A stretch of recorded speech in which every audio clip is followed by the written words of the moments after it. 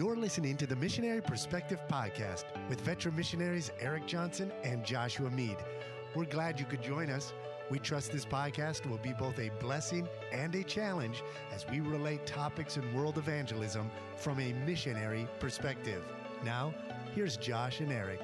Welcome to the Missionary Perspective Podcast. Erik, it's been a while since you and I have got on together and actually done an episode. So I'm looking forward to this catch-up episode, just getting back together, talking about what we've been up to over the past couple months. You just hosted one of my favorite missionaries, J.B. Godfrey, who still has an influence here in Senegal to this day, even though he was a missionary here some 30 plus years ago. How was your experience with J.B. Godfrey? Then what have you been up to?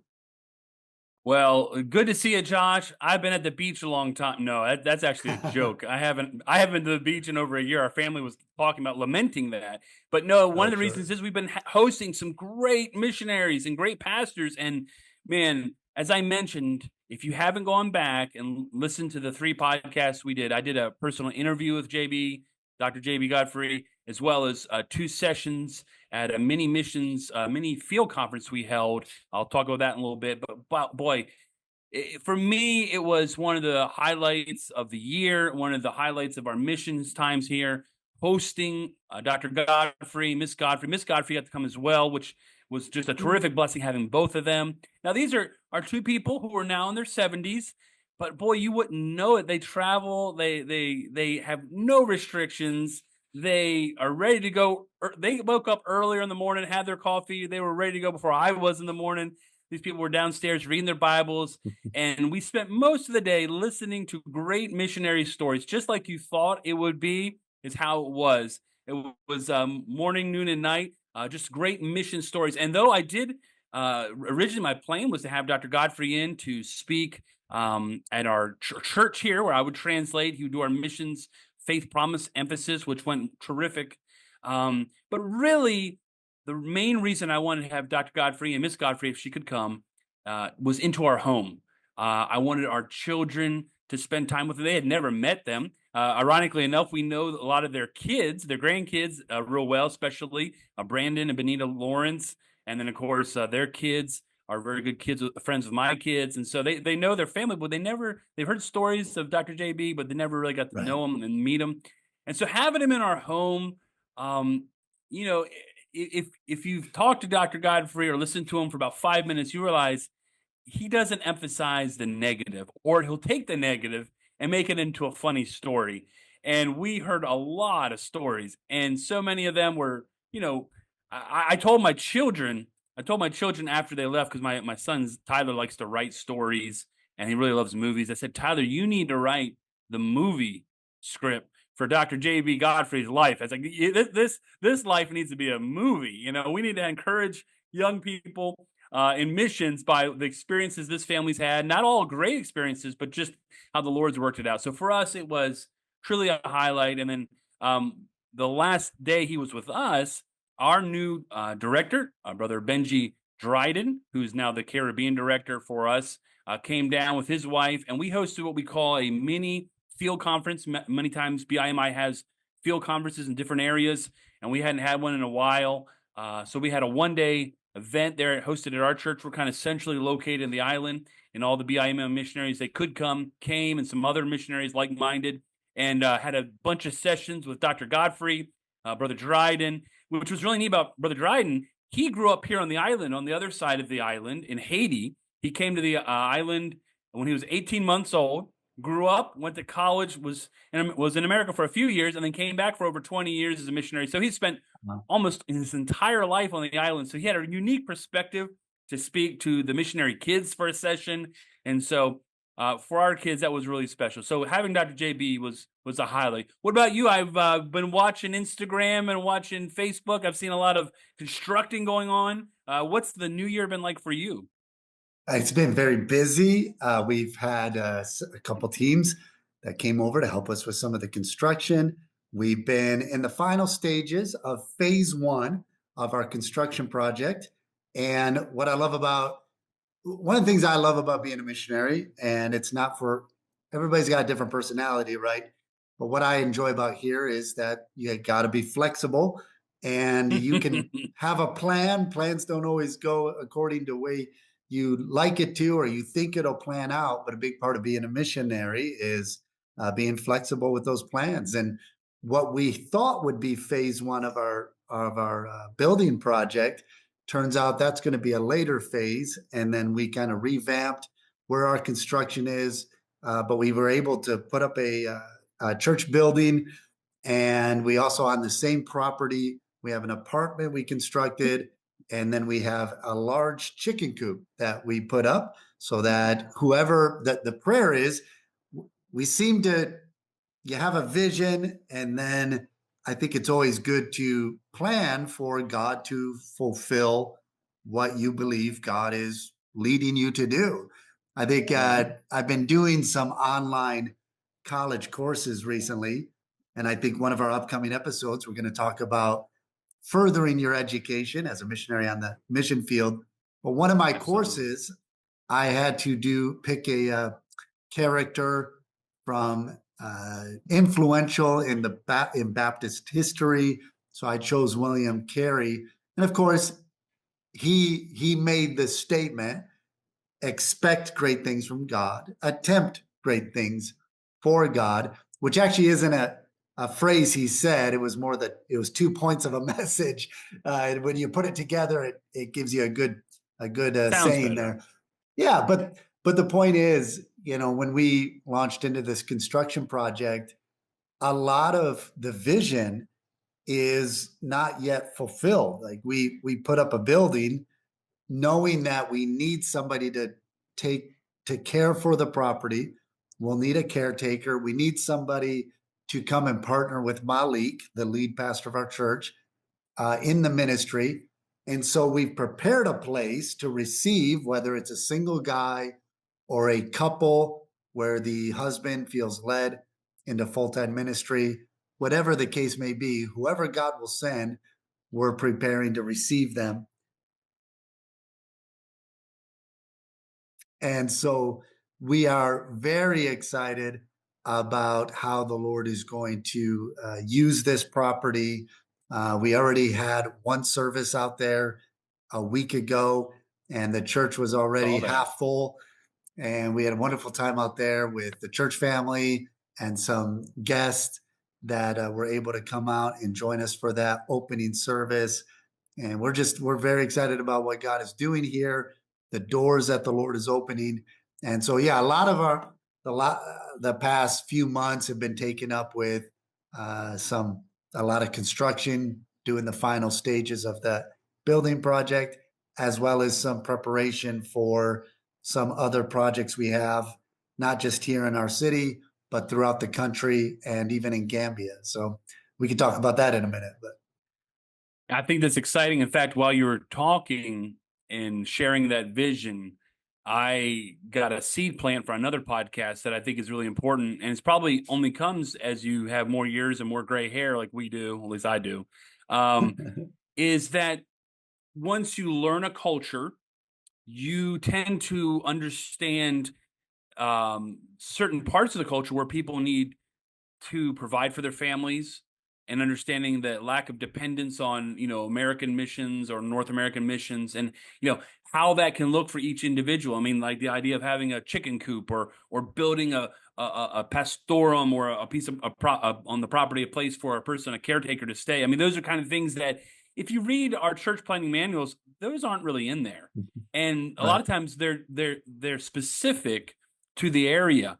Where we are, all three of the ministries we're working on, I had different ideas. One of the areas is like, we helping them try to get solar power so that because the price of power here for energy is very expensive, and making that investment for the future for the church, they never have to pay that, and can take that investment. And so I think that's something for the future that, being forward thinking, not just with property, with training and seminary, but even provision that will make it where the pastor doesn't have to be completely bivocational. In many cases, they have to be. So anyway, that's totally all on the side. But one of the things I'm still kind of glowing from is that yesterday in our church, and I'll rewind a little bit, about 3.5 weeks ago, we had our youth camp during what we call spring break.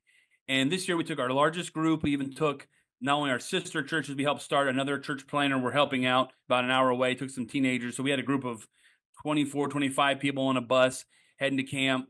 And we were going to the mountains about an hour away. Now, we had gone to the same town for youth camp, but in a much more rustic setting. This was a more very developed, very nice, we might even say North American style camp.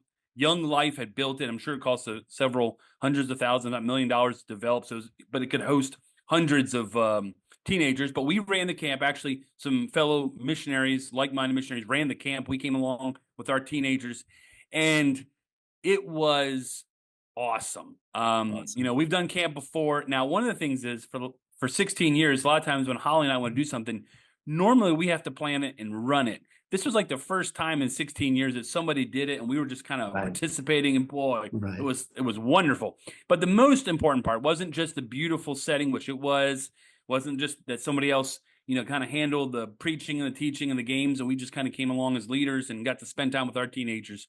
But was really to see how our kids responded. It was amazing to see how many of our kids, a few of them got saved.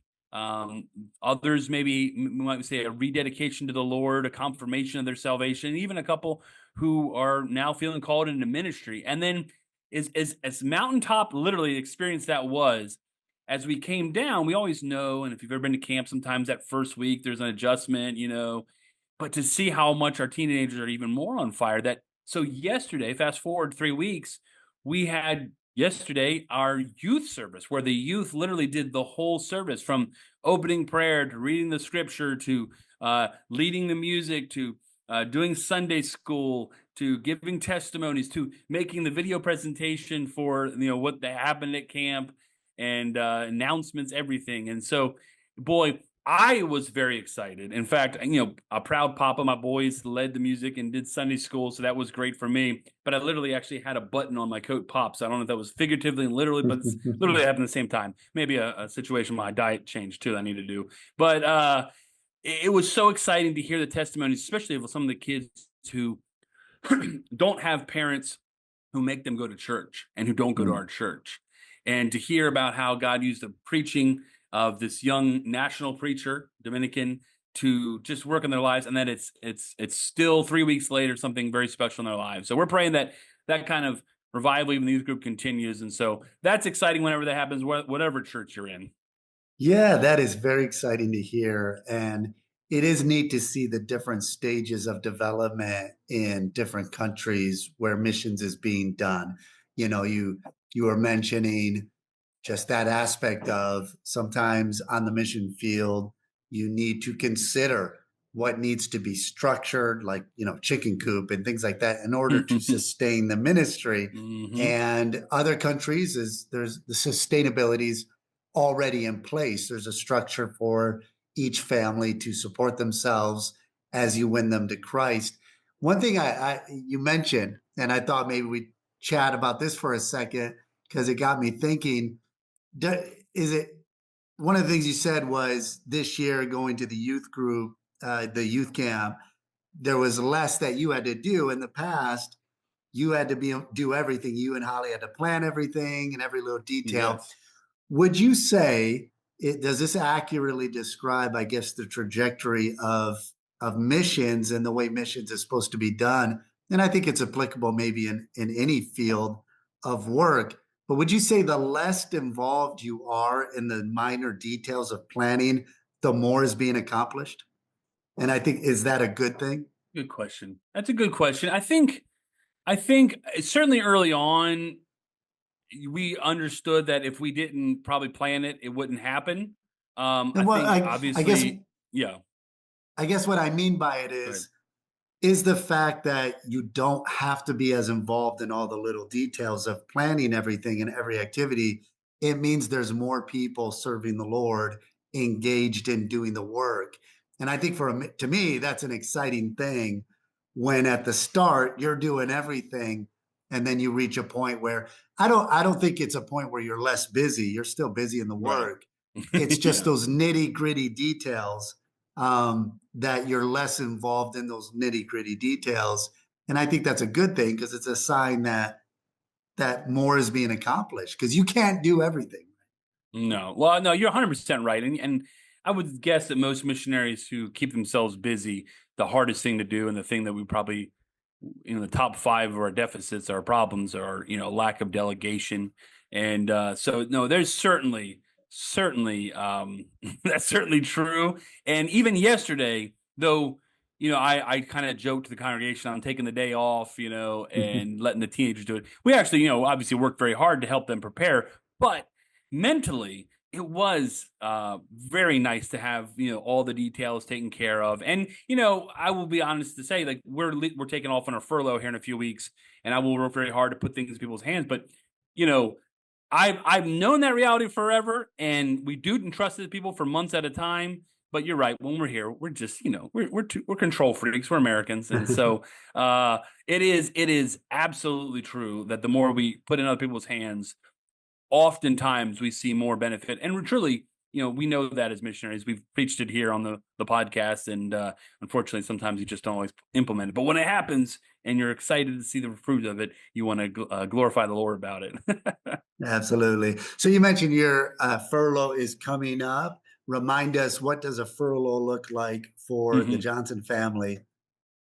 Well, we're in a unique situation. We mentioned this before, so I won't belabor the point, but we're in a stage in life where my mother-in-law is in some memory loss issues and, cognitive decline. And so about 5 years ago, we kind of came to this reality, and we talked to our pastor, and he's been all for us coming back for quicker, shorter furloughs, usually 6, 7 weeks at a time.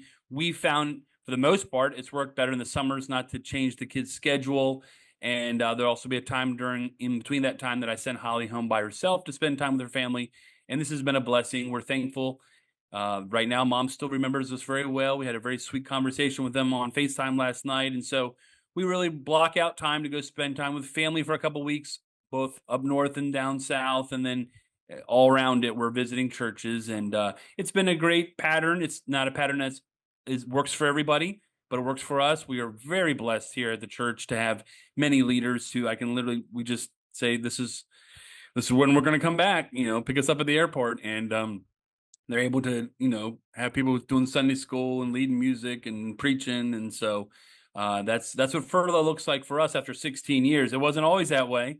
Sure. But now we're very thankful to be able to leave it in very capable hands and go see family. And you know, we're also blessed that we live close enough where that's a financial possibility. I think if we lived Mhm. a situation where $2,000-3,000 a ticket, that wouldn't be something we could do every year. But usually, if I look long and hard, I can get pretty good deals, and we're very thankful for that.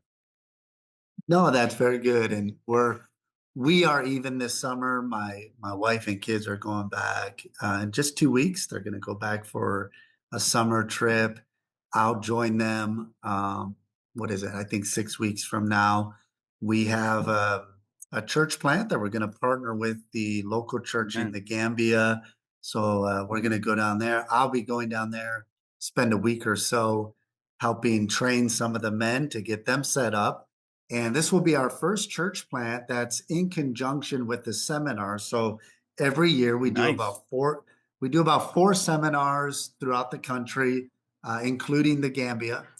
And we try to target strategic locations where there are established churches, churches that are of like faith, but churches where there are believers and church leaders who really desire to engage the Islamic population, whether it's the Wolof ethnicity or the Fulani ethnicity, really engage them contextually with the gospel. And so we've had a great turnout for a lot of our seminars, and part of what we want to do with our seminars is not only ultimately see people saved and churches started, we want to network with believers of like faith and like practice so that with our extensive media outreach, which continues to grow, it it blows my mind just the reach and expanse that the impact you can make using media when it's done correctly, and especially in the Islamic world, in the context of Islam, it's still such an effective means of making and engaging that initial Muslim with the gospel. And Hmm. then we're really at a place now where we are seeing people saved in all parts of the country, and not just the country, but all over the continent of Africa, all throughout North Africa, countries where we can't even go as a missionary openly. Brother Godfrey, I'd encourage you to go back and listen to the Hmm. episode, but he mentioned they landed in a country where they're not allowed to share the gospel. Well, we are. I couldn't go. You still to this day can't go to this particular country Wow. and share the gospel, but our videos are widely shared among people in that country. And we had a gentleman Wow. come down and we did some recording with him recently. And he told us that the underground church up there is using the resources and production that we're doing to evangelize believers in this country. And so part of what we're doing with our seminars is we'll bring these guys in from countries that we can't even go to as missionaries, give them further training, network with existing believers, train them how to do evangelism one-on-one, and help them start churches. A lot of times, the most effective way to engage and start a new church, even where there's an existing church, is to not invite the Muslim contacts to your church, because the way most churches are structured in their tradition and the way they do church, and nothing wrong with it. And again, this can be another, another episode talking about contextualization. But a lot of times, the way that church is done is very foreign to our Muslim friends, and Hmm. it just they would say, well, this just isn't for me. Whereas if we can engage a contact on a one-on-one, a Bible study in a home, maybe renting a storefront somewhere where we can meet. And so we're providing resources for these men to engage and lead these Bible studies. And then we put them in touch with contacts that we make online. And so as a result of these seminars and our media outreach, we're networking with different church leaders and missionary and pastors and church members. And then from there, we're seeing churches started. Like in Gambia, we're going to be launching a church plant there. This summer, Malik, who is the lead pastor of our church, he's going down to the Casamance, which is southern Senegal, where there are several families and a couple villages who have become Christian. And he's going down there to do some discipleship and do some initial evaluation of how we can help them form a church and get a church plant started. And so we're very, very excited just to see where God is leading. And because I'll be traveling a little bit this coming month, my family's going to go back. Our kids are going to go to camp there in the States. You have the blessing of having a great network of churches and established camps and activities that your family can be involved in. We're pretty much still in the Wild West here, and a lot of it is Absolutely. still, a lot of development left to be done in the country here. And in fact, the city we live in, there's another wonderful missionary family that lives here. They just moved here and they're doing a tremendous job doing the work of the Lord here and engaging people with the gospel and things like that. But um, pretty much anybody that our kids were close to, that we connected with, there's just nobody here anymore. And so Yeah. they'll be going back, enjoy some time with family over the summer, and then I'll be doing some traveling and helping to expand the ministry of what God is doing here. So we're excited about all that's in store. Well, and you hit on something that I think we learn with age, and it's always a balance. But that, and we've talked under other episodes, but finding that balance of how to fulfill the calling God's given you, how to have that vision and how to implement that in the long haul, but not sacrificing your family. I think sending your kids back to camp, if you can make it work. The world's smaller now; you can get around easier. Mhm. It just makes so much sense, especially when you don't have that luxury that we did this past year. Now, my kids are spoiled. They actually need to go to summer camp in the States as well, and they're very excited about that. God made an amazing opportunity for them as well. So, and they know that they're Awesome. very spoiled. Spoiled is not the right word, but they're very blessed, and they know that. But those are those are sacrifices we as parents want to make, especially for the spiritual side of it, where, Mhm. we know the decisions you can make at camp, and we want our kids to make those same kinds of decisions where God can direct their lives. And so that makes me very, very full of joy to hear that. And I pray that they have a safe and wonderful, very great trip back. And with that in mind, I was thinking about missionaries and fellowship, and you were mentioning how you have just so little of that. We've had ebbs and flows at different times here in the missionary and the missions experience here in the Dominican, where we've had more families sometimes. But right now, as I mentioned, having Dr. Godfrey come and just, one of the reasons we decided to have this mini field conference here is that when I got thinking, he had a pretty unique relationship with just about all the missionaries here. At different Okay. times, he's gotten to know them. I could just tell when he would read his Moments for Missions and he would read my friend's prayer letters. I was like, he knows them pretty well.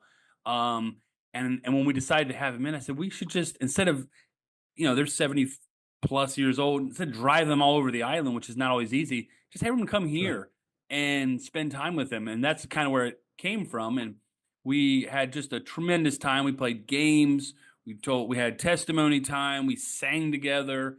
And, I think as you become, maybe there's a missionary listening to this now, it does take effort to plan, but when you're able to do something or encourage maybe two or three other missionaries to brainstorm with you, for our kids, that's some of the highlights they have is spending time with Yeah. missionary kids. And so I want to encourage a missionary who's listening there, maybe sometimes God has given you the ability to organize things. Don't don't be lazy. If you can be a blessing to someone, and we're glad we did it.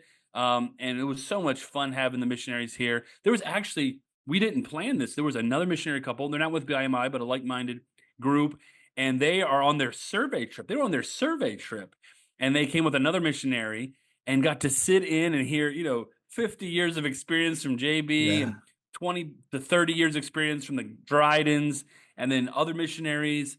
And there were some new missionaries on the way. And I thought, wow, that was really helpful for them. They're going to go back. They're going to have a true perspective of what missions life's going to be like and what the end goal can be as well. And I think as we become veteran old missionaries, that's the kind of legacies we can leave behind too, is helping these other missionaries have a true idea of what mission life can be, and to have real true fellowship. You're right. And, circling back, mentioning leaving a legacy and being encouraging to younger missionaries, I want to circle back to something you said at the beginning, which is really one of the characteristics of the Godfreys is just like you said, he even finds joy in the negative things. And I think Mm-hmm. that Mm-hmm. the missionaries and the leaders in ministry that impact us the most are the men who still find joy, who still laugh, who love life, and under the surface they have suffered, they have Mm-hmm. gone through the ringer no more or less than you or I have, and Oh yet yeah. they've come out and have endured. And a big part of that is just not focusing on the negative. And Yeah. I so appreciate not JB Godfrey, not just him, men like Don Sisk and other men that you meet on as you travel on furlough and as you encounter. You could tell a missionary who's just had a sour experience.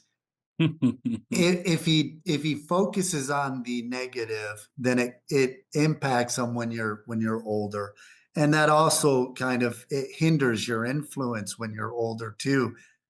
And the thing is, most missionaries have gone through the same routine of ups and downs.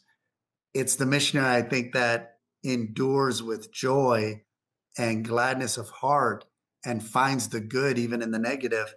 That's where I think you'll find as you get older and hairs get a little gray, or in my case, your hair starts thinning out, whatever the case may be. It's What would you it's rather have, maintaining. less hair or gray hair? I'll take the gray. I take the gray. But yeah, so yeah, I would say that don't just learn from these men's experience, and that's Yeah. absolutely soak it all in, but watch these men, watch how they, like you said, how do they find joy in even the difficulties, and that's where I think the secret to longevity and influence come from. Yeah. And, one thing that I was reminded of was we also, right before Dr. Godfrey came earlier in the month, we had another pair of pastors who came to visit us, Brother Matt Tice and Brother Neil Berkey. And they were only in for a short time, but we had such a good time with them. And I want to just thank the Lord for their friendship and their support over the years. But more importantly, just the encouragement they gave us. Um, they really just came and we might have spent most of the time just laughing. And boy, I didn't realize how much I needed that. We have a friendship from the past, but we hadn't seen each other probably nearly a decade. And uh, boy, I encourage missionaries, have friends, have pastoral friends, have missionary friends, have guys you're mentoring, guys you're being mentored by. You may be out in an island in a sense, like we are. You might be out in the desert like Josh is, but try not to stay there. Communication makes it where you do not have to be that way. And, you need good friends, you need encouragement. And the more of it you have, the easier it is to get up in the day. I even think last night, our home church, Temple Baptist in Dulles, Virginia, had their Faith Promise commitment Sunday night and international dinner and all that. We were watching it. And Dr. Sisk is now in assisted living, and he had been there, I think, 33 to 34 years straight for the most Right. part. And now that's a transition where he can't do that. But they actually called him at the end of the service on FaceTime. And just to see Dr. Sisk still being Dr. Sisk, telling jokes, our pastor who doesn't get too emotional, just couldn't muster hardly to talk, and it just made you feel real special about how God uses people like that. And they're out there, make connections with them. And Lord will encourage you. You find, if you're a younger missionary, find an older missionary. If you're an older missionary, find an even older missionary, and find someone like Brother J.B. Godfrey to encourage you. Yeah, don't let the downs in life get to you. It can be tough sometimes, and depending on the situation. And I'll tell you, Eric, it doesn't matter if you've got tons of missionaries around you. You can still feel Yeah. alone in your experience. You can be in a place like where I am, and there's barely anybody around. And I just get focused on the work, and I feel like I don't need that interaction. And Mm-hmm. sometimes I will try to intentionally call somebody. I called our director recently, and I kind of knew the answer to the question I was going to pose. So I more or less called just to have somebody else to run it by and to have that Right. conversation. And you're right, those things are important, whether you're surrounded by people or whether you're isolated.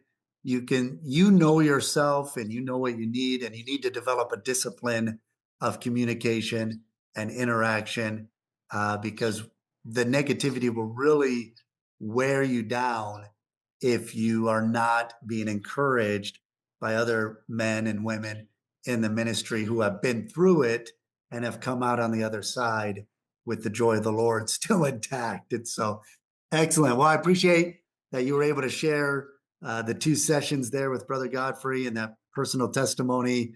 I highly recommend going back and listening to those episodes. He talks about his work in Senegal. I think it was just 2 years ago. My wife and I stopped in a random town on our way to the capital to go look at this well. We had never seen it, in 13 years of serving here. I had seen signs for it, but never stopped to go look at this giant, it's this massive 1,000-year-old well. And so we drove back there, got out, and it's blocked off, so you can't really get that close because they don't want people falling in. And an old man came out after we were there for a few minutes, and he went, "Hey, do you guys like the first question? Do you guys know JB Godfrey?" It's like, what? Just what? What? What? He's like, What? he was my neighbor 40 years ago. I said, what? And we had a good conversation. We were able to give him one of our cards where Unbelievable. he can go online and watch the teaching and do Wow. follow-up. So yeah, no matter where God has you, he wants to use you to make an impact. And Brother Godfrey hasn't been here for years, but his legacy lives on. So nothing you do for the Wow. Lord is in vain. Amen. Well, Josh, it's sure been great to catch up with you, and I look forward to getting back on track with some podcasts. You and I both have some possible interviews in the future. I'm really excited about some that are coming down the pike in this year. Listeners, thanks for your patience. We've heard from a lot of you. We thank you for a lot of your ideas. A lot of those ideas we haven't forgotten. We put our families and our ministries first, and this is something we get to do extra. But when we do it, we enjoy doing it. I think, speaking of talking about relationships, I'm thinking back just a little over a year ago, Josh, we got to hang out together. That was so awesome, and I've enjoyed this number of years. It's amazing how many years are going on. But thank you for listening. Please subscribe to the podcast. Please share it with others.